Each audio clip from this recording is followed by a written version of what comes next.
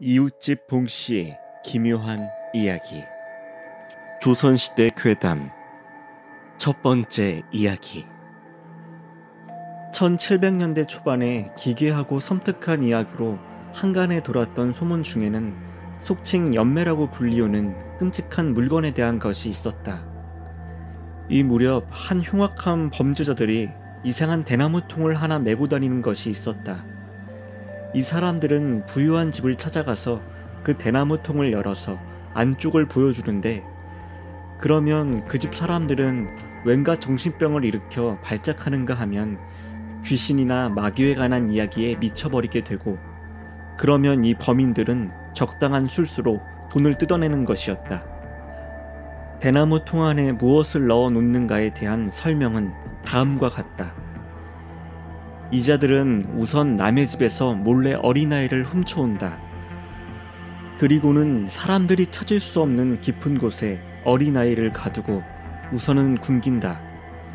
그러면 아이는 점차 말라가게 되는데, 아이에게 아무것도 먹이지 않는 것이 아니라 매우 맛있고 중독되어 빠져들 만한 음식을 아주 조금씩만 먹인다. 그러면 아이는 점차 배고픔에 괴로워하면서 음식을 극도로 원하게 되고, 한편으로는 점점 온몸이 바싹 마르고 몸이 줄어들게 된다. 그러는 동안에도 아주 맛있는 음식을 아주 조금씩만 계속 먹인다. 그러다가 아이가 죽기 직전까지 버틸 수 없을 만큼 흉측할 정도로 마르게 되면 조금씩 먹이던 음식을 한 움큼 대나무통 한 중앙에 넣어서 아이에게 준다. 그러면 아이는 그 음식을 먹으려고 사력을 다해 대나무통 속으로 기어들어 오는데, 아이의 몸이 매우 마르고 작아진 상태이기 때문에 무척 작은 대나무통 속에 억지로 온몸을 구겨 넣어서 끔찍한 몰골로 대나무통에 들어가서 무시무시한 모습으로 박혀있게 된다. 그러면 바로 그 순간 날카로운 칼로 번개처럼 빠르게 아이를 찔러서 그 모습 그대로 안에서 들어차서 죽게 만든다.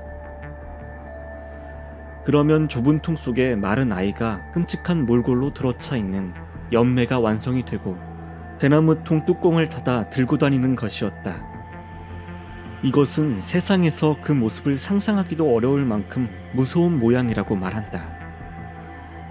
1763년에 사망한 이익은 기록에서 비참하게 죽은 아이의 귀신을 이용해서 협잡을 부릴 수 있는 술수라고 설명하고 있는데, 조정에서 가장 심각한 범죄로 단속을 했으므로 당시에는 거의 소멸된 상황이라고 소개했다. 두 번째 이야기. 조선시대의 기생이라는 신분은 노비와 비슷한 수준의 신분으로 취급을 받았기 때문에 비참한 일을 당하는 일이 많았다. 1700년대 중반, 홍인하는 전라도 감사로 부임했다.